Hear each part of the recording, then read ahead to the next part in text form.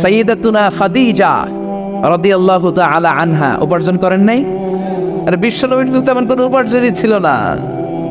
মা খাদিজার উপার্জন দিয়ে বিশ্বনবী চলেছেন। বিশ্বনবী যখন দাওয়াতি কাজ শুরু করেছেন, ওখানে এত সময় তিনি ইনভলভ করেছেন, আলাদা করে উপার্জনের তেমন কোনো সুযোগই তার ছিল না। সাইয়্যিদাতুনা খাদিজা রাদিয়াল্লাহু তাআলা আনহা ওনার উপার্জিত যত সম্পদ সবকিছু তিনি বিশ্বনবীর দাওয়াতের জন্য বিশ্বনবীর পায়ের সামনে বিছিয়ে দিয়েছিলেন। এজন্য খাদিজাকে বিশ্বনবী বড্ড ভালোবাসতেন। খাদিজার ইন্তেকালের অনেক পরে মা আয়েশা একজন মাত্র কুমারী বউকে, নারীকে বিশ্বনবী স্ত্রী হিসেবে গ্রহণ করেছিলেন। তারপরেও আয়েশার সামনে বিশ্বনবী সব সময় খাদিজার প্রশংসা করতেন। সব সময় প্রশংসা শুনে মা আয়েশা একদিন বলে, কবে কোন দিন জাহেলি যুগে এক বৃদ্ধা মহিলার প্রেমে পড়েছিলেন, বৃদ্ধা মহিলার সাথে বিয়ে হয়েছিল, ওই মহিলার কথা বারবার বলেন কেন, আমাদেরকে কি ভালো লাগে না? ওই বৃদ্ধা মহিলার চেয়ে আরো সুন্দরী নারী দিয়ে কি আল্লাহ আপনারে সুযোগ করে দেয় নাই? বিশ্বনবী রেগে গেলেন, খাদিজার চোয়ালের মধ্যে এইভাবে ধরলেন। বিশ্বনবী কোনোদিন তার স্ত্রীদের গায়ে হাত তোলে নাই, শুধু ওই দিন ছাড়া, তাও মারপিট করে না, এইভাবে ধরছে। কি বললা, কি বললে তুমি? বুড়ি বলছো খাদিজারে? না না, খাদিজার চেয়ে শ্রেষ্ঠ স্ত্রী আমি পাই নাই। আল্লাহু আকবার। রুজিকতু হুব্বাহা, জান্নাত থেকে খাদিজার জন্য ভালোবাসা আমার কলিজায় ঢুকিয়ে দিয়েছে কে? বিশ্বনবী সব সময় খাদিজার জন্য দোয়া করে আল্লাহর কাছে বলতেন, মাবুদ রে, ওই কঠিন কিয়ামতের দিন, যেদিন বন্ধু বন্ধুরে চিনবে না, বাবা তার ছেলেরে চিনবে না, মা তার মেয়েরে চিনবে না, পীর সাহেব মুরিদরে চিনবে না, মুরিদ পীর সাহেবরে চিনবে না, ওই কঠিন দিনে আমি যেন আমার খাদিজারে ভুলে না যাই গো আল্লাহ। ওই কঠিন দিনে আমি যেন খাদিজারে ভুলে না যাই।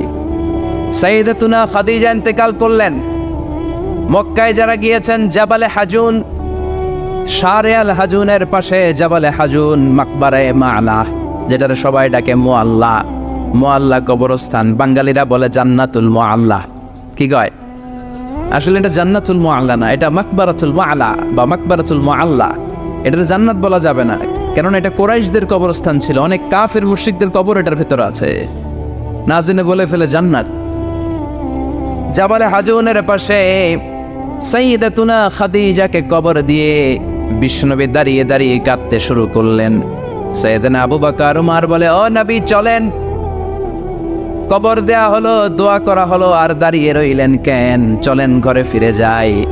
বিশ্বনবী বললেন, ও আবু বকর, তোমার মনে চায় তুমি ফিরে যাও, আমি যাব না। এই মহিলা সাধারণ কোনো মহিলা না, এই মহিলা হলো মক্কার জীবনে আমার বিপদের দিনের সঙ্গিনী, কলিজার টুকরা খাদিজা। কখনো আমারে ভুলে নাই, কখনো আমারে ছাড়া খায় নাই, সব সময় আমার শেল্টার দিয়েছে, আমার মাথার উপরে ছাতার মতো সব সময় আমাকে আগলে রেখেছে।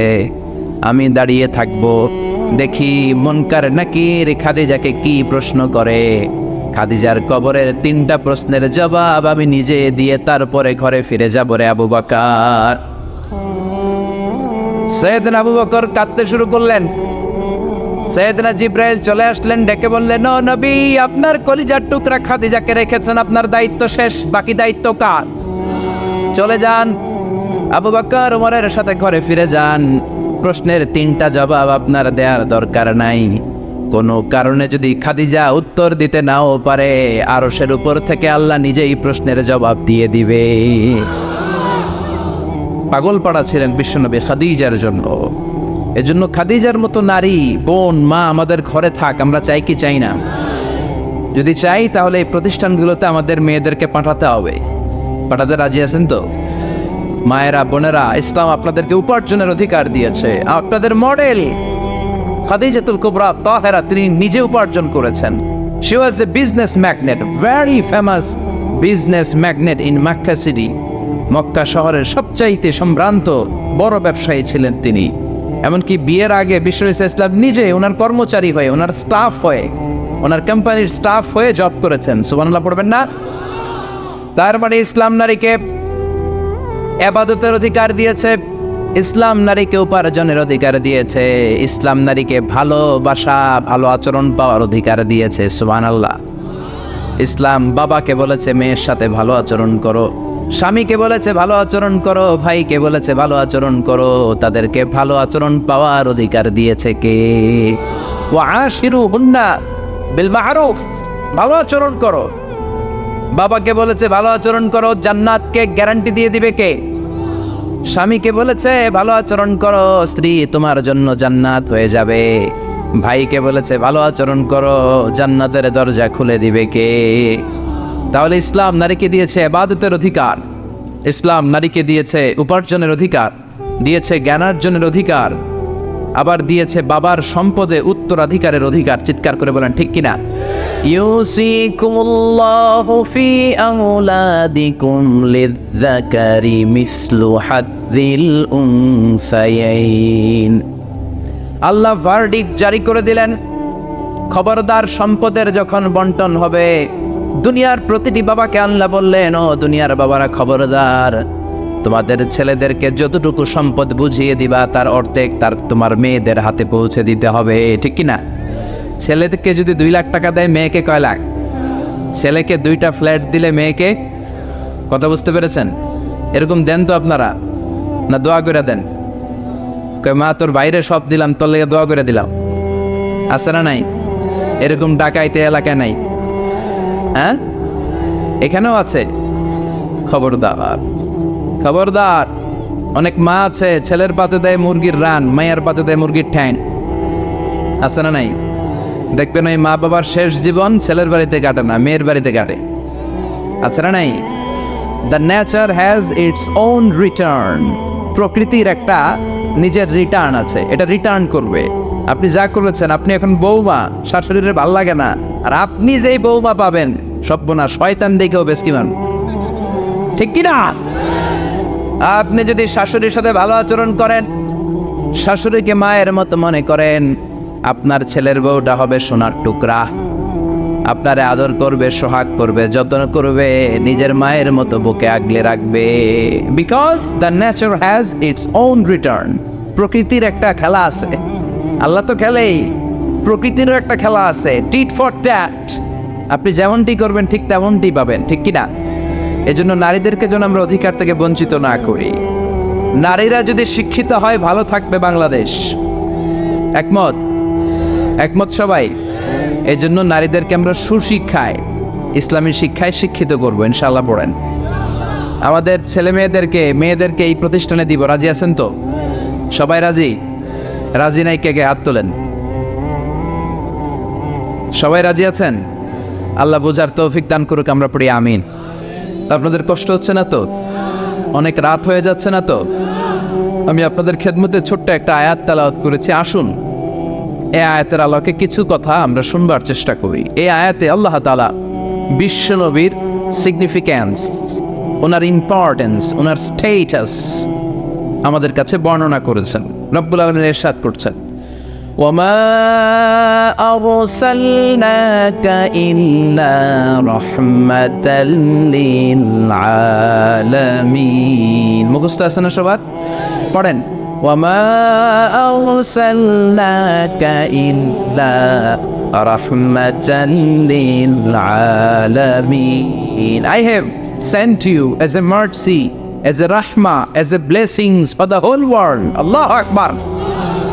আল্লাহ বলেন, ও নবী, আমি আপনাকে গোটা বিশ্বের জন্য রহমত করে, বরকত করে, মার্সি করে, ব্লেসিংস করে পাঠিয়েছি। আপনি শুধু মুমিনদের জন্য রহমত না, আপনি শুধু মুত্তাকিদের রহমত না, আপনি শুধু মুসলমানদের জন্য রহমত না, আপনি শুধু আপনার পুরুষ উম্মতের জন্য রহমত না, শুধু জিনদের জন্য না, শুধু ফেরেশতাদের জন্য না, শুধু প্রাণীকুলের জন্য না। ওয়ামা আরসালনাকা ইল্লা রাহমাতাল লিল আলামিন। I have sent you as a mercy, as a rahmah, as a barakah for the entire world, for the entire universe. গোটা বিশ্বের জন্য আপনি রহমত, মানুষের জন্য রহমত, মানবের জন্য রহমত, দানবের জন্য রহমত, প্রাণীর জন্য রহমত, সবার জন্য বিশ্বনবীকে রহমত করে পাঠালো কে? বিশ্বনবীর সামনে দিয়ে কোনো ছোট বাচ্চা যেতে পারতো না, বিশ্বনবী হাত বুলিয়ে দিতেন মাথার উপর। আল্লাহু আকবার। সব বিবিদের সাথে ভালো আচরণ করতেন, সব সাহাবাদের সাথে কোমল আচরণ করতেন। ফাবিমা রাহমাতিম মিনাল্লাহি লিনতা লাহুম ওয়ালাউ কুনতা ফাযযান গালিযাল কলবি লানফাদ্দু মিন হাওলিক। আল্লাহ বললেন, ও নবী, আপনার আচরণটাকে আমি কোমল করেছি, নরম করেছি, সফট কর্নার বানিয়েছি, আপনাকে আমি সফট হার্টেড বানিয়েছি। আপনার হৃদয়টা বড় কোমল। আপনার কোমলতার খোশ মেজাজ দেখে সব মানুষগুলো আপনার চারিপাশে খালি ভিড় করে। বিশ্বনবী যেখানে যেত লোকজন ভিড়, আর এই না ওনারে মুসাফার লম্বা লাইন পড়ে যেত। আর বিশ্বনবীর একটা অভ্যাস ছিল, মুসাফা করলে যেই লোক হাত মিলিয়েছে ওই লোক হাত টেনে নেওয়ার আগে বিশ্বনবী আগে আগে হাত টেনে নিতেন না। সুবহানাল্লাহ, কি বিনয়ী, কি বিনয়ী। আমরা তো কত মানুষের সাথে মুসাফা করি, ধরার সাথে সাথে হাত টেনে নেই, কারণ আরো 10 জন দাঁড়ায় আছে, ওই চিন্তা করি। বিশ্বনবী কি রহমতের নবী, কি সফট হার্টেড, কি কোমল হৃদয়ের, কি খুশমেজাজওয়ালা। যিনি মুসাফা করতেন ওই লোক না ছাড়লে নবীও ছাড়ে না। আল্লাহু আকবার। এজন্য আল্লাহ বললেন, নবী সবার জন্য রহমত। ছোট্ট বাচ্চাকে আপনি আদর করেন, বাচ্চা পেলে মাথার মধ্যে হাত বুলিয়ে দেন, স্ত্রীদের সাথে খুনসুটি করেন, সাহাবাদের সাথেও খেলাধুলা করেন। সবার জন্য আপনি রহমত। ছোট্ট ছোট্ট বাচ্চা পেলে বিশ্বনবী খেলাধুলা করতেন। বিশ্বনবীর কলিজার টুকরা হাসান আর হুসাইন, বিশ্বনবীর রাইহানাতাইন সুগন্ধি। বিশ্বনবী বলতেন, এই দুইটা ছেলে সাইয়্যিদা শাবাবিল জান্নাহ, জান্নাতে যত যুবকরা প্রবেশ করবে তাদের সর্দার হবে আমার নাতি হাসান আর হুসাইন। ছোট্ট হাসানকে যখন তিনি কোলে নিতেন, হুসাইন কান্না জুড়ে দিত। হুসাইনকে কোলে নিলে হাসান কান্না জুড়ে দিত। বিশ্বনবী নামাজের সেজদায় গেলে দুই ভাই বিশ্বনবীর কাঁধে চেপে বসতো। আবার হাসান বলতো, নবী আপনি আমার ঘোড়া, আমি আপনার বাদশা, আমি আপনার কাঁধে চড়বো। বিশ্বনবী লম্বা চুল রাখতেন, বিশ্বনবীর চুলগুলো ধরে ধরে এরকম টেনে টেনে ঘোড়া ঘোড়া খেলতেন। আল্লাহু আকবার, কি ভালোবাসা ছিল। রাহমাতাল লিল আলামিন, গোটা বিশ্বের জন্য রহমত, সবার জন্য রহমত। খোশ মেজাজের ছিল। খোশ মেজাজের থাকতে রাজি আছেন তো, না খিটখিটে মেজাজের থাকবেন? হ্যাঁ, অনেক আছে খিটখিটে মেজাজের, হাসি নাই, ভালো কথা নাই, এরকম আছে না নাই? বিশ্বনবী ছিলেন খোশ মেজাজের, রাহমাতাল লিল আলামিন, গোটা বিশ্বের জন্য রহমত। আবার আল্লাহ বললেন, ও নবী আপনার চরিত্রটাকে আমি সর্বোচ্চ স্ট্যান্ডার্ড দিয়েছি। ওয়া ইন্নাকা লাআলা খুলুকিন আযীম, verily indeed you are on a very good standard of character. Verily indeed you are on a very standard of good character. সুন্দর আচরণ, সুন্দর বিহেভিয়ার, কন্ডাক্ট সিস্টেম, ম্যানার আর অ্যাটিটিউড যত সুন্দর হতে পারে সবচেয়ে। বিশ্বনবী যখন হেঁটে যেত, বিশ্বনবী সাহাবীদের সাথে যখন হাঁটতেন, কান্নাল কুরআন ইয়ামশি আলাইহি, ইনদামা ইয়ামশি আলাল আরদি কান্নাল কুরআন ইয়ামশি আলাল আরদ। বিশ্বনবী যখন সাহাবাদের সাথে রাস্তা দিয়ে, মরুভূমির উপর দিয়ে কখনো হেঁটে যেত, মনে হতো জীবন্ত কোরআনটা রাস্তার উপর দিয়ে হেঁটে হেঁটে যাচ্ছে। পড়েন সুবহানাল্লাহ। খুলুকুহু আল কুরআন, কানা খুলুকুহু, his character was the character of Quran. কোরআনের চরিত্র পুরো 30 পারায় থিওরিটিক্যালি যা বলা আছে বিশ্বনবীর চরিত্রে, বিশ্বনবীর আচরণে প্র্যাকটিক্যালি সেটা করে দেখানো আছে। আল্লাহু আকবার। এজন্য এ নবী এমন নবী, গোটা বিশ্বের জন্য রহমত, গোটা বিশ্বের জন্য মডেল। এই নবীকে বাদ দিয়ে মুমিনদের কোনো কাজ চলতে পারে না। কেননা এ নবী এমন নবী, যে নবী হ্যাঁ বললে শরীয়তের সবকিছু হালাল হয়ে যায়, যে নবী না বললে সব হারাম হয়ে যায়। সুবহানাল্লাহ পড়ে। বিশ্বনবী যদি বলে হ্যাঁ, yes you can do it, এটা হালাল করবে কে? বিশ্বনবী যদি বলে no you can't do it, করা যাবে না, হারাম করছে কে? বলে কি নবী? ইয়েস কইছে তো হালাল, বলছে নো তো হারাম। তার মানে হ্যাঁ বললে হালাল হয়, না বললে হারাম হয়। আঙ্গুল তুললে চাঁদ 2 ভাগ হয়ে খান খান হয়ে যায়। আর পা যদি জমিন থেকে একটু উপরে ওঠায়, আল্লাহর আরশে মেরাজে চলে যায়। এই জন্য এই নবীকে বাদ দিয়ে ইসলাম বোঝা যায় না। এ নবীরে বাদ দিয়ে কোরআন বোঝা যায় না, আর এই নবীরে যারা গালি দেয় ওই বেয়াদব গুলারও ছেড়ে দেয়া যায় না। ঠিক কিনা? এই বেয়াদব গুলারে ছেড়ে দেওয়া যাবে? এই বিষয়ে আমরা সবাই এক, ঠিক কিনা?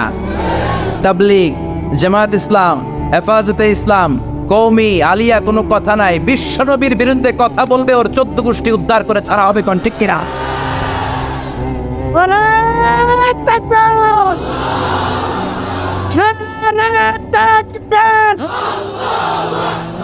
আমার নেতা তোমার নেতা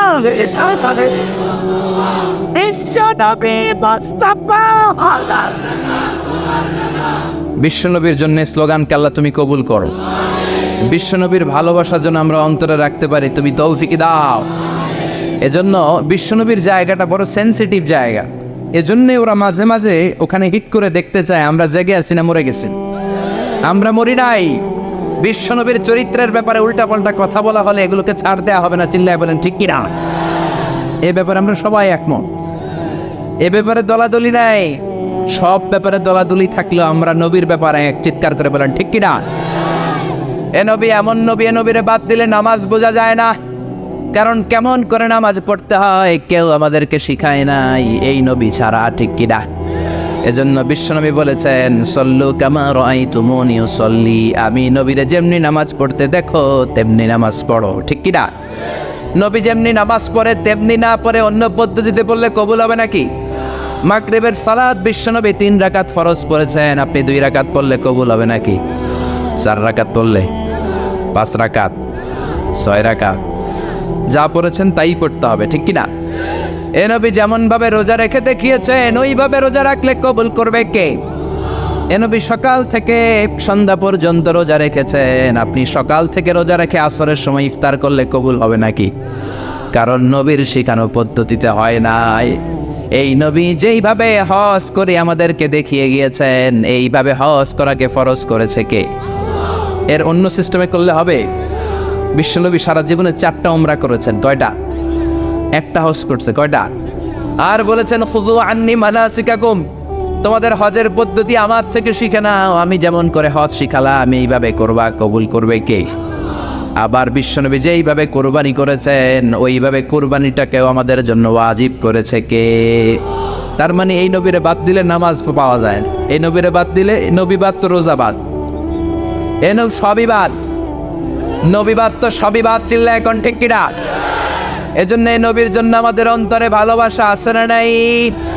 আল্লাহকে যে পাইতে চায় হাজরাতের অনুসরণে, আরশ কুরসি লৌহ কালাম না পাইত না চাইতে পেয়েছে সে, হাজরাতের অনুসরণে আরশ কুরসি লৌহ কালাম না চাইতে পেয়েছে সে।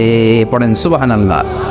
এজন্য বিশ্বনবীর ভালোবাসা অন্তরে রাখার দরকার আছে না নাই? আমরা বিশ্বনবীর ভালোবাসা অন্তরে জাগ্রত রাখতে চাই, আল্লাহ তুমি তৌফিক দাও, পড়েন আমিন। আবার এই নবীকে আল্লাহ এমন কিছু কোয়ালিটি, ডিস্টিংশন দিয়েছেন গোটা বিশ্বের কোন নবীকে সেগুলো দেয় নাই। আল্লাহু আকবার। 1 নম্বরে এই নবীকে রব্বুল আলামিন শাক্কে সদর দিয়েছেন, এজন্য ওনাকে বলে সাহিবু শাক্কে সদর। সুবহানাল্লাহ পড়েন। এই নবীর সিনা চাক হয়েছে, অন্য কোন নবীর হয় নাই। আল্লাহু আকবার। 2 বার বিশ্ব নবীর সিনা চাক হয়েছে। বনু সাদ গোত্রের ছোট্টবেলা একবার হালিমাতুস সাদিয়ার দুধ পান করতে যখন গিয়েছিলেন ওই সময় একবার, আবার মেরাজের রাতে একবার সাইয়েদনা জিবরাইল উম্মে হানির ঘর থেকে বিশ্বনবীকে হাতিমে কাবায় শুইয়ে দিলেন। গলার এখান থেকে নাভি পর্যন্ত কেটে বুকটাকে 2 ভাগ করে কলিজাটা বের করলেন, মানে হার্ট বের করলেন, হৃদয়টা বের করলেন, জামজামের পানি দিয়ে হৃদয়টা ধৌত করলেন। আবার বিশ্বনবীর হৃদয়টা ভিতরে ঢুকিয়ে দিয়ে এই জায়গাটা সেলাই করে দিলেন। এটাকে আরবিতে বলে শাক্কুস সদর, তাই না? উর্দুতে ফার্সিতে বলে সিনা চাক, ইংরেজিতে বলে ওপেন হার্ট সার্জারি। কি বলে? অনেকের হয় না এটা, ওপেন হার্ট সার্জারি, গলা থেকে এই নাভি পর্যন্ত। যে সমস্ত সাহাবারা বিশ্বনবীকে খালি গায়ে দেখেছে, উদম গায়ে দেখেছে, তারা বর্ণনা করেছে আমরা দেখেছি বিশ্বনবীর গলা থেকে নাভি পর্যন্ত সেলাইয়ের দাগ। দুইটা কাটা কাপড়কে মাঝখান দিয়ে সেলাই করলে যেমন দাগ দেখা যায়, বিশ্বনবীর নাভি থেকে গলা পর্যন্ত লম্বা একটা দাগ আমরা দেখতে পেয়েছি। সাহিব শাক্কিস সাদার, এই সিনা চাক ওপেন হার্ট সার্জারি আল্লাহ কোন নবীর করে নাই। চিৎকার করে পড়তে হবে আল্লাহু আকবার। আবার বিশ্বনবীর মনটা বড্ড খারাপ। খাদিজাতুল কুবরা তাহেরাকে আল্লাহ নিয়ে নিলেন। যেই চাচা শেল্টার দিত আবু তালেব, ওই চাচাকেও আল্লাহ দুনিয়া থেকে নিয়ে নিলেন দাওয়াত দেওয়ার জন্য। সেই তায়েফ থেকে অনেক দূরে তায়েফের ময়দানে বিশ্বনবী তায়েফবাসীদেরকে দাওয়াত দেওয়ার জন্য গেলেন। ওইখানেও আঘাতপ্রাপ্ত হলেন। জোরে বলেন ঠিক কিনা? খেয়ে না খেয়ে দিন প্রচারের কাজে নিজেকে দিয়েছ বিলিয়ে, তাইফের কাফিরেরা চিনল না সে আলো, দুষ্ট ছেলেদের পিছু দিল লেলিয়ে। পাথরের আঘাতে ক্ষত বিক্ষত হয়ে সারা শরীর থেকে রক্ত ঝরে। হে রাসূল তোমাকে ভুলি আমি কেমন করে, হে রাসূল তোমাকে ভুলি আমি কেমন করে। ঠিক কি না? তায়েফের ময়দানে গেলেন, সেখানেও আঘাতপ্রাপ্ত। কলিজার টুকরা খাদিজা নাই, প্রাণের চাচা যান নাই। চারদিকে বিশ্বনবী অন্ধকার দেখেন। মায়া করার, আদর করার, সোহাগ করার আর কেউ নাই। বিশ্বনবীর কলিজাটা ভেঙে খান খান। কোথাও নবীর মন বসে না। বিশ্বনবীর বড্ড মন খারাপ। ও মিয়া, বিশ্বনবীর মন যদি দুনিয়ার বুকে খারাপ হয়, আরশের বুকে আল্লাহ সেটা সহ্য করতে পারে নাকি? আল্লাহ প্ল্যান করছেন, দেখি নবীরে কেমনে খুশি করা যায়। আমার নবীর মন খারাপ, এমন একটা জিনিস বিশ্বনবীকে দেব, যেই জিনিস আমার কোন নবীকে আমি এই দুনিয়ার বুকে দেই নাই, যাতে করে আমার নবীর মন ভালো হয়ে যাবে। বিশ্বনবীকে স্পেশাল কোনো গিফট আল্লাহ দুনিয়ায় পাঠান নাই। স্পেশাল গিফট আল্লাহ রেডি করে আরশের পাশে রেখেছেন। আর জিব্রাইলকে বলেছেন, তুমি গেলে এটা হবে না, সব কাজ তোমার দিয়ে হবে না। ঠিক কিনা? সব কাজ আমি তোমারে দিয়ে করাতে চাই না। স্পেশাল কিছু গিফট রেখে দিয়েছি, স্পেশাল কিছু সিক্রেট মেসেজ রেখে দিয়েছি, স্পেশাল কিছু গোপন আলাপ আছে, এটা তোমাকে দিয়ে সারলে হবে না। যাও যাও, দুনিয়ার বুক থেকে আমার হাবিবকে তুলে এনে আমার আরশের কাছে নিয়ে আসো। আল্লাহ মেরাজে নিয়ে গেল। এজন্য বিশ্বনবীকে বলা হয় সাহিবুল মেরাজ। আল্লাহু আকবার। অনেক আয়োজন করেছেন আল্লাহ সেদিন। মক্কাতুল মুকাররমা থেকে উঠিয়ে বিশ্বনবীকে একটা মরুভূমির উপরে রাখলেন। সাইয়েদনা জিব্রাইল বললেন, নবী দোয়া করেন। বিশ্বনবী দোয়া করলেন, বললেন, ও জিব্রাইল এটা কোন জায়গা? সাইয়েদনা জিব্রাইল বলে, নবী এইটা এমন জায়গা যেই জায়গায় কিছুদিন পরে হিজরত করে আপনাকে আসা লাগবে। হাদিহি ইয়াসরিব। হাদিহি, এটা ইয়াসরিব মানে মদিনার আগের নাম। ওখান থেকে বিশ্বনবীকে টান দিয়ে পাহাড়ে নেওয়া হলো। দোয়া করেন। বিশ্বনবী চোখের পানি ছেড়ে দোয়া করলেন আর বললেন, জিব্রাইল অন্ধকার কোন পাহাড়ের উপরে রাখলা চিনি না, এই পাহাড়টা কোন পাহাড়, কেন দোয়া করতে বললা? সাইয়েদনা জিব্রাইল বলে, ও নবী এটা যেন তেন পাহাড় না, এই পাহাড়ের কসম আল্লাহ কোরআনে কেটেছে। এই পাহাড়টা হলো আপনার ভাই সাইয়েদনা মুসা আলাইহিস সালামের পাহাড়। এই পাহাড়টা তুর পাহাড়। সেখান থেকে বাইতুল মাকদাস, সেখান থেকে আল্লাহর আরশের উপরে নিয়ে গেল। পৃথিবীর কোন নবীকে দুনিয়া থেকে এভাবে ডেকে নিয়ে সারপ্রাইজ আল্লাহ দেয় নাই। কোন সুবহানাল্লাহ। বিশ্ব নবীকে খুশি করার জন্য আল্লাহ স্পেশাল সারপ্রাইজ দিয়েছেন। এটার নাম হচ্ছে মেরাজ। রাত্রিকালীন ভ্রমণ মেরাজ করিয়ে বিশ্ব নবীর সম্মানকে আরো একটা আল্লাহ বাড়িয়ে দিলেন। পড়েন সুবহানাল্লাহ। আবার বিশ্ব নবী হলো সাহিবুশ শাফাআত, শাফাআতের মালিক। যেদিন কোন নবীরা কোনো কথা বলার সাহস পাবে না, সব নবীরা কাঁদে, উম্মত কাঁদে, সবাই কাঁদে, সবাই কয় ইয়া নাফসি, ইয়া নাফসি। কি বলে? ইয়া নাফসি, আল্লাহ তুমি আমারে বাঁচাও, আমারে বাঁচাও। সাইয়েদনা আদম আলাইহিস সালাম বলবে আমি পারবো না, সবাই বলে আপনি পারবেন। আপনি আবুল বাশার, সব মানুষের পিতা, সব নবীদের পিতা। আপনি আল্লাহরে বলেন যেন বিচার কার্য শুরু করে। সাইয়েদনা আদম আলাইহিস সালাম বলবেন আমি পারবো না। আরেক নবীর কাছে যাও, নূহ আলাইহিস সালামের কাছে যাও, উনি বলবে আমি পারবো না। মুসা আলাইহিস সালামের কাছে যাও, পারবো না। সবাই কয় পারবো না, পারবো না। সবাই অপারগতা প্রকাশ করে, দুর্বলতা দেখায়। সবাই বলে সাইয়েদনা ঈসা আলাইহিস সালামের কাছে যাও। সাইয়েদনা ঈসা বলে আরে ঘুইরা লাভ নাই, জায়গা মতো যাও, কামে লাগবো। সবাই কয় জায়গাটা কই যাব? সাইয়েদনা ঈসা বললেন তোমাদেরকে সাজেশন দেয়, এত দাঁড়াদাঁড়ি ঘুরে লাভ নাই। ওই যে দেখো মাকামে মাহমুদে, গোটা বিশ্বের শ্রেষ্ঠতম নবী, বিশ্ব নবী সেজদায় পড়ে কাঁদে, ওইখানে যাও, বিশ্ব নবীর কাছে যে বলো। বিশ্ব নবী সেজদায় পড়ে থাকবে, কাঁদতে থাকবে। সবার জিকির একটা, নবীর জিকির আরেকটা। সুবহানাল্লাহ পড়েন। সবার জিকির ইয়া নফসি ইয়া নফসি, নবীর জিকির ইয়া উম্মতি ইয়া উম্মতি। আল্লাহু আকবার।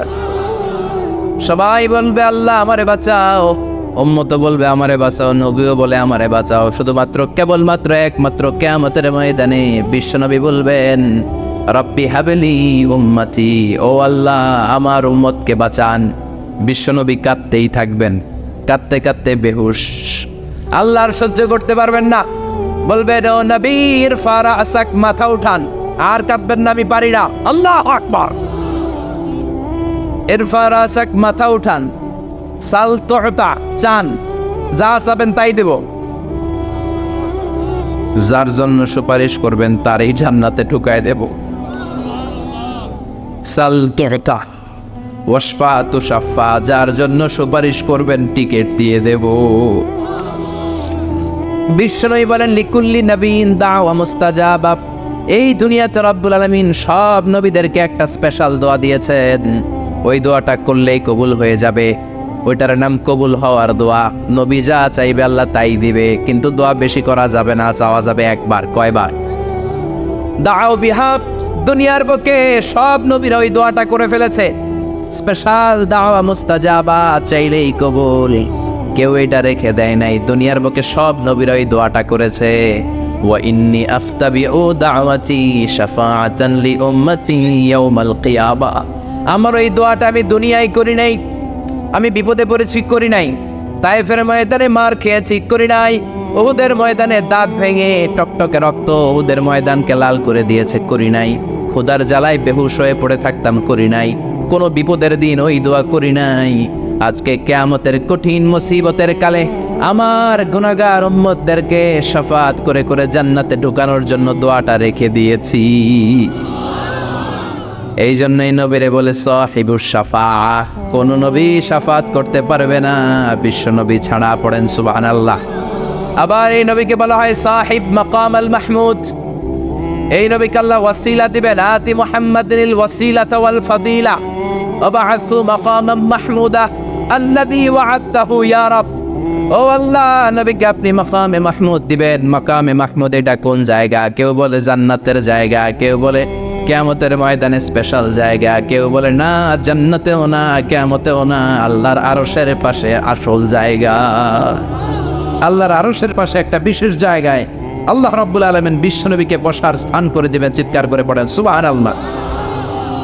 আবার বিশ্বনবী বলতেন নুসিরতু বির-রু'বি মাসিরাতা শাহর, আল্লাহ আমাকে ভয় দিয়ে সাহায্য করেছেন। আমি যেই জায়গায় দাঁড়িয়ে থাকি ওই জায়গার ডানে বায়ে সামনে পেছনে চারিদিকে 1 মাসের রাস্তা পর্যন্ত, 1 মাসের দূরত্ব পর্যন্ত এই জায়গার মধ্যে যদি কোনো কাফেরের আন্ডা বাচ্চা দাঁড়িয়ে থাকে, আমি বিশ্বনবীর জন্য ওর অন্তরের মধ্যে ভয় আর ধুকধুকানি তৈরি করে দেয় কে? ওনারে আমি ভয় পাই, তো দেখলেই না ভয় পাম। উনি যদি 1 মাসের দূরত্বে থাকে কিসের ভয়? আমি তো এখান থেকে লাফাইতে পারি, ঠিক কিনা? কিন্তু বিশ্বনবীর ঘটনা আলাদা।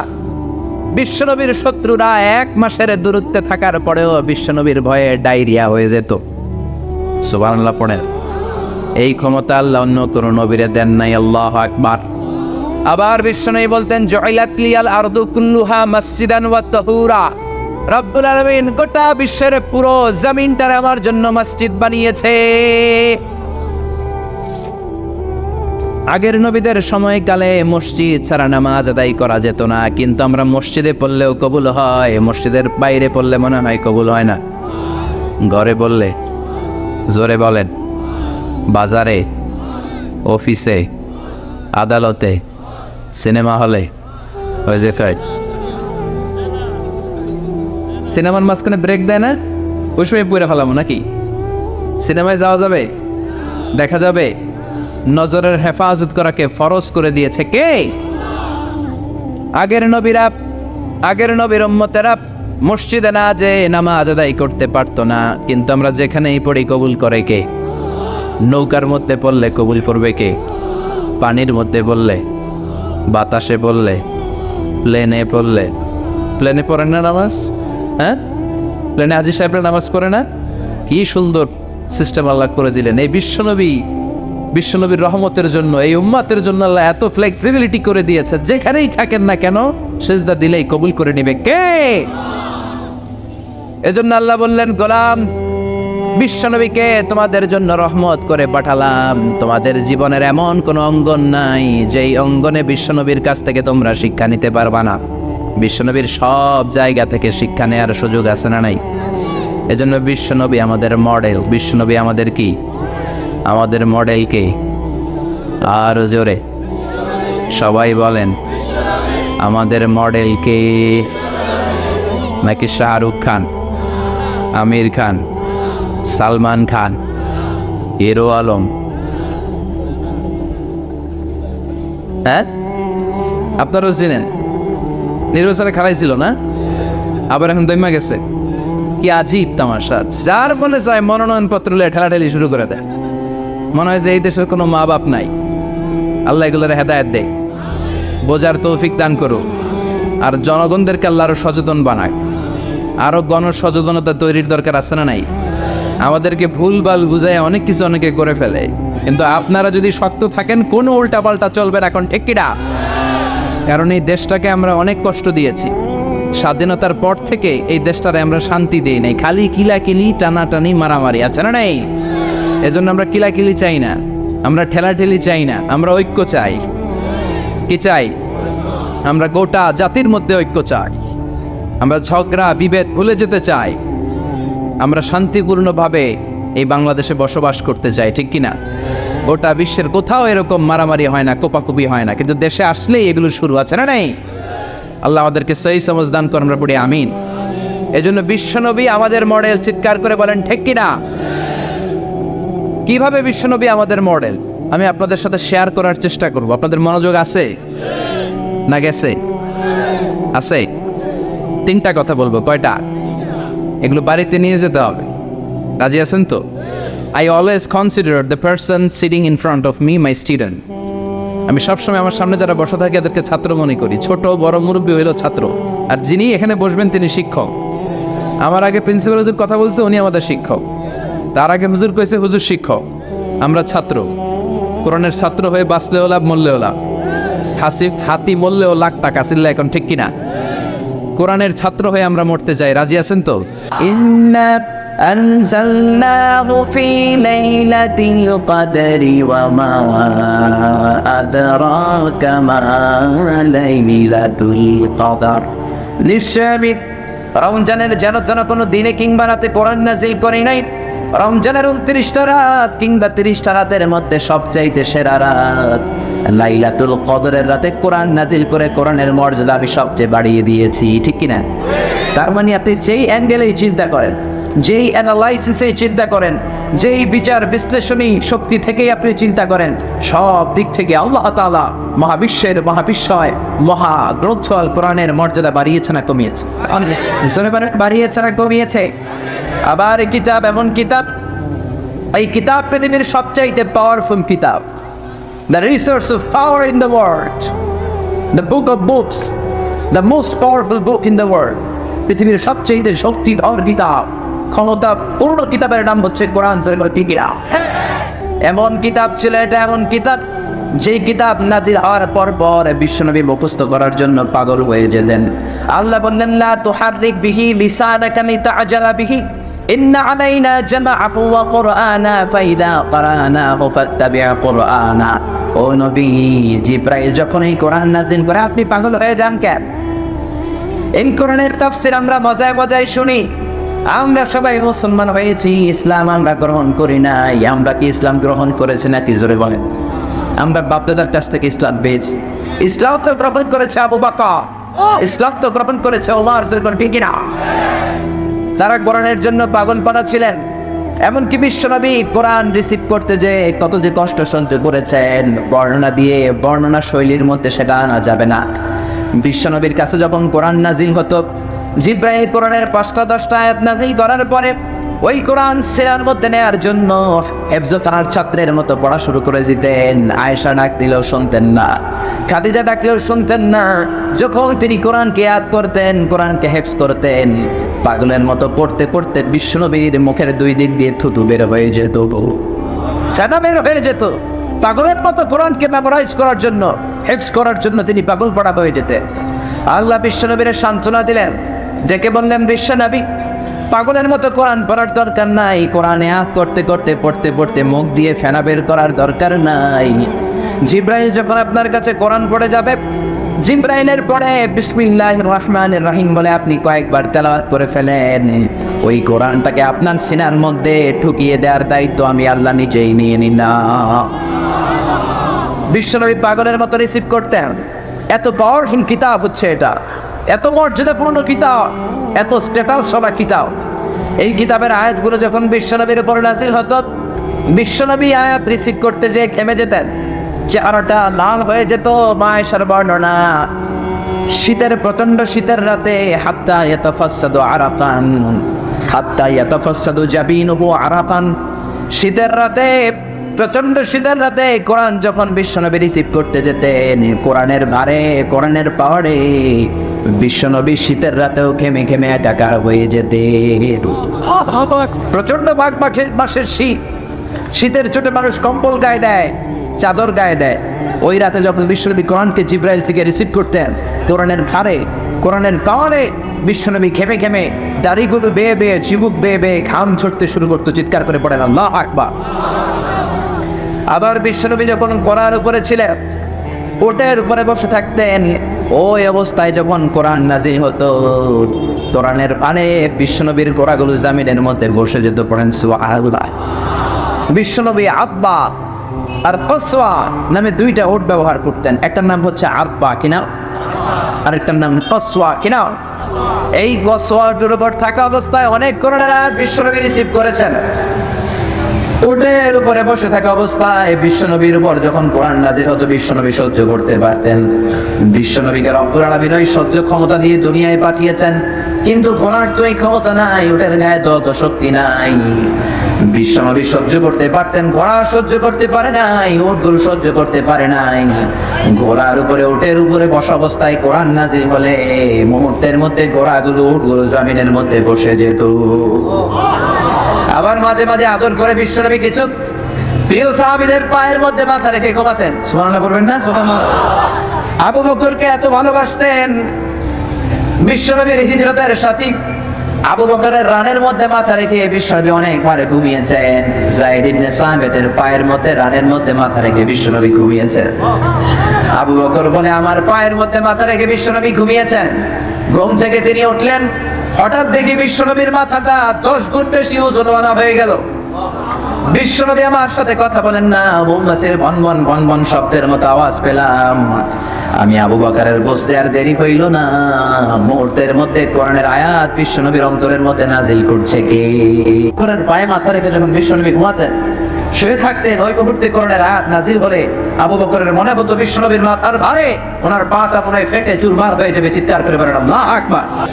বিশ্বনবী কিভাবে আমাদের জন্য মডেল, সে আলোকে আমি 3টি কথা বলবো। চিৎকার করে বলেন কয়টি? প্রথমত আমরা শুনবো বিশ্বনবী ইসলামের দৈহিক গুণাবলী কি ছিল, গঠনগত গুণাবলী কি ছিল। তারপরে শুনবো বিশ্বনবী ইসলামের আচরণ কেমন ছিল, বিহেভিয়ার। প্রথমে শুনবো ফিজিক্যাল ক্যারেক্টারিস্টিক্স, 2 নম্বরে শুনবো বিহেভিয়ারিয়াল ক্যারেক্টারিস্টিক্স, 3 নম্বরে শুনবো ইন্টেলেকচুয়াল ক্যারেক্টারিস্টিক্স। প্রথমে শুনবো আমার নবী দেখতে কেমন ছিল, তারপরে শুনবো বিশ্বনবীর আচরণ কেমন ছিল, এরপরে শুনবো আমার নবীর ইন্টেলেক্ট, ওনার বুদ্ধিবৃত্তিক গুণাবলী কেমন ছিল। শুনতে রাজি? কষ্ট হচ্ছে না তো? আমি তো ভাবছি ঝিমাই যাইব, এমনি আরো জায়গা ওঠে। শুনতে রাজি আছেন? ঠিক আছে। বিশ্বনবী ইসলাম অনেক সুঠামও ছিলেন, অনেক শক্তিশালী ছিলেন। আমরা 6 প্যাক বলি না, কয় প্যাক? ওই কয় 6 প্যাক। তোমার কয় প্যাক? 6 প্যাক। এখন ছেলেপেলেরা জিমনেশিয়ামে যায়, তাই না? ডায়েট করে, দে আর অন ডায়েট, ভেজিটেবলস আইটেমস খায় বেশি, এক্সারসাইজ করে টু মেক এ 6 প্যাক। তো বিশ্ব ইসলামের 6 প্যাক ছিল, অর্থাৎ বিশ্বনবীর এই জায়গাটা উঁচু ছিল, সুঠামো, আর পেটটা ছিল চাপা। আর আমাদের এইটা চাপা, পেট এত বড়, আছে না নাই? খাইতে খাইতে এখন দরজা খোলার জন্য ধাক্কা দেওয়া লাগে না, কারণ পেট আগে চলে, পেটের ধাক্কায় দরজা খুলে যায়, আছে না নাই? না, আপনার নবী দেখতে এমন ছিলেন না। আপনার নবী দেখতে অনেক স্মার্ট ছিল। আমাদের নবী দেখতে অনেক সুঠামও ছিল। এ ধরার সবচাইতে সুন্দরতম মানুষ ছিল। বিশ্বনবীর চাইতে সুন্দর কেউ ছিল না। অনেকে বলে সাইয়েদানা ইউসুফ আলাইহিস সালাম সুন্দর, এটা ঠিক, কিন্তু আমার নবীর চাইতে বেশি নয়, ঠিক কি না? বিশ্বনবী বলতেন আনা মালিহুন ওয়া আখি ইউসুফু সাবিহুন, আমি বিশ্বনবী মালিহ। মালিহ এসেছে মিলহন থেকে। মিলহন মানে কি? লবণ, তার মানে লাবণ্যময়। লবণ থেকে লাবণ্যময়। বিশ্বনবী ছিল লাবণ্যময়, সুন্দর। ইউসুফ আলাইহিস সালাম ছিলেন সাদা সুন্দর। এদিকে লাবণ্যময়, এদিকে সাদা, কোনটা নেবেন? লাবণ্যময় সুন্দর, সবার কাছে প্রিয়, ঠিক কি না? এত শক্তিশালী ছিলেন, এক হাতের ভেতরে জান্নাতের 40 জন মানুষের শক্তি ঢুকিয়ে দিয়েছে কে? মক্কার সবচেয়ে বড় কুস্তিগির, যিনি রেসলিং খেলতেন, ওনাকে ধরে 3 আছাড় মেরেছেন। তাহলে শক্তি কম না বেশি? অসাধারণ শক্তি ছিল, অনেক স্ট্রেংথ ছিল বিশ্বনবীর। এরপরে ওয়াকানা কাফুহু আলিয়ানু মিনাদ দিবাজ, শক্তির কথা গেল। এবার আসছে বিশ্বনবীর হাত ছিল কোমল। হাত ছিল কি? আলিয়ানু মিনাদ দিবাজি ওয়াল হারির, সফট ছিল, সফটার দেন সিল্ক। রেশমের চেয়েও বেশি সফট, বেশি নরম। রেশমি কাপড় ধরেছেন না? জর্জেট, রেশমি, সফট লাগে না? বিশ্বনবীর হাতটা রেশমি কাপড়ের চেয়েও বেশি সফট ছিল, তুলতুলে ছিল, নরম ছিল। এজন্যই একবার কেউ মুসাফার চান্স পেলে আর ছাড়তে চায় না। সুবহানাল্লাহ, বাড়িতে গিয়া। শক্তিশালী ছিলেন, কোমল স্কিনের ছিলেন, এবং বিশ্বনবী বলতেন আল মুমিন আল কবি খায়রুম মিনাল মুমিনাত দাঈফ, শক্তিশালী মুমিন দুর্বল মুমিনের চেয়ে শ্রেষ্ঠ।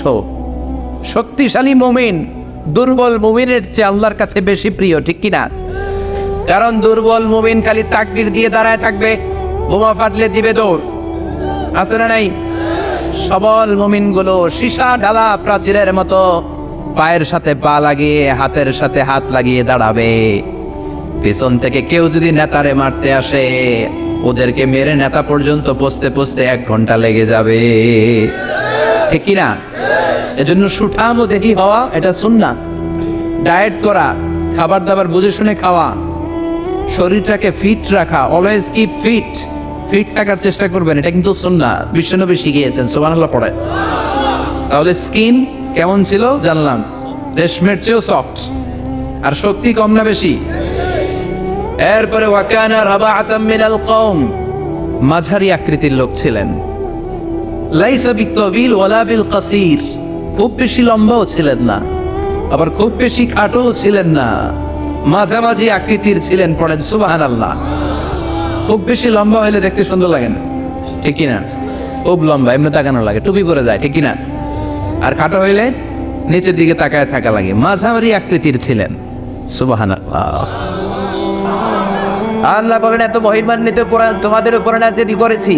এই কোরআনকে যদি আমি পাহাড়ের উপরে নাযিল করতাম, বড় বড় মাউন্টেন্স এর উপরে নাযিল করতাম, পাহাড়গুলো ভেঙে মুহূর্তের মধ্যে তুলার মতো উড়ে উড়ে যেত, ঠিক কি না? ঠিক কি না?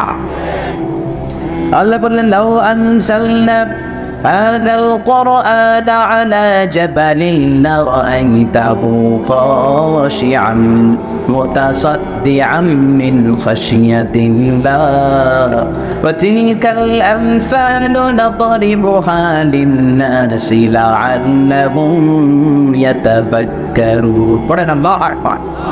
এই কোরআনকে আমি পাহাড়ের উপরে দেই নাই, সাগরের উপরে দেই নাই, কোরআনকে আমি কোনো কিছুর উপর নাজিল করি নাই, কারণ পাহাড়ের উপর কোরআন নাজিল করলে পাহাড়টারে চুরমার করে দিত কে?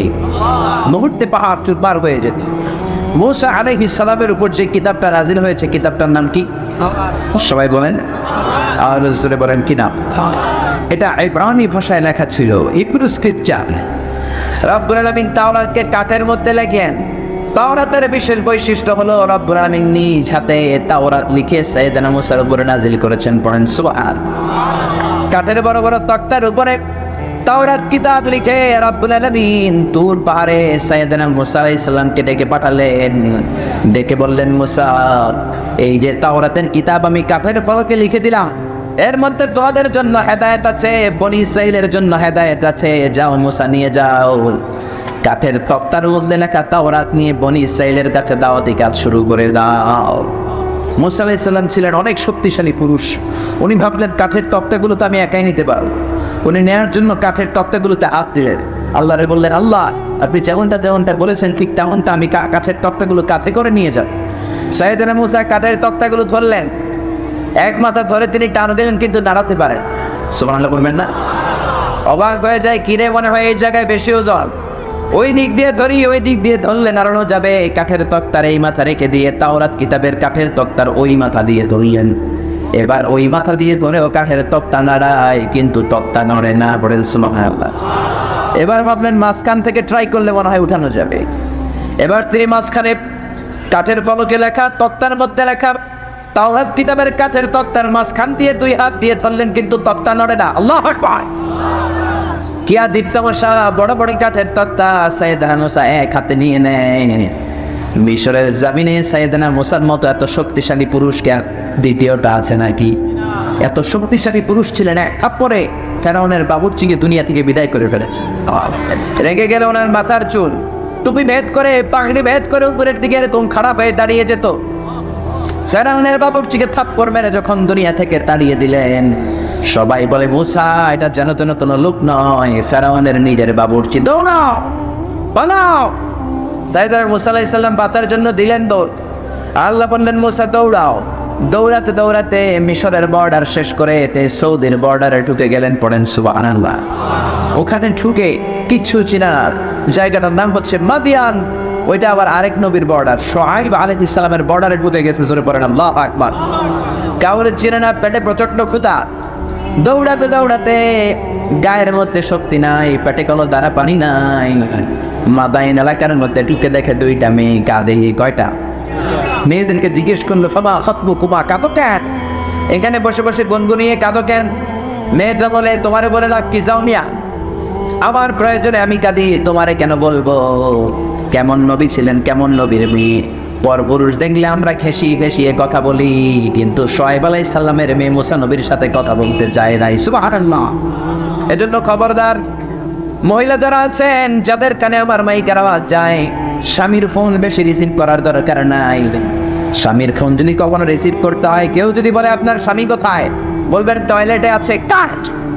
এর সাথে সাথেই কাট করে দিতে হবে, লম্বা চূড়া কোনো কথা বলা যাবে না। চিল্লায় বলেন ঠিক না? স্বামী ঘরে নাই, ওনার ফোন ধরবেন না। অপরিচিত মানুষের ফোন রিসিভ করবেন না। যদি ফোন রিসিভ করাই লাগে, এক শব্দে এক বাক্যে কথা শেষ করে দেন, কারণ কথার নাম লতা, কথার পিঠে কথা। জোরে কোন ঠিক? কারণ একটু একটু করে কথা বাড়বে। আপনার স্বামী কোথায়, টয়লেটে গিয়েছে, আপনি কে? আমি আপনার ভাবি। ও ভাবি, আপনি কোন এলাকার মানুষ? সময় এলাকার। আরে আমিও তো এলাকার। আপনি কোন কলেজের ছাত্রী? অমুক কলেজের। আর আমিও তো ওই কলেজের। ও ভাবি, এটা কেমন হয়েছে, ওটা কেমন হয়েছে, ঈদের ছুটি কেমন কাটালেন? ও ভাবি, 14ই ফেব্রুয়ারি আসতে আর মাত্র 7 দিন বাকি। যেরকম ঠিক কেন ভেজাল আছে না নাই?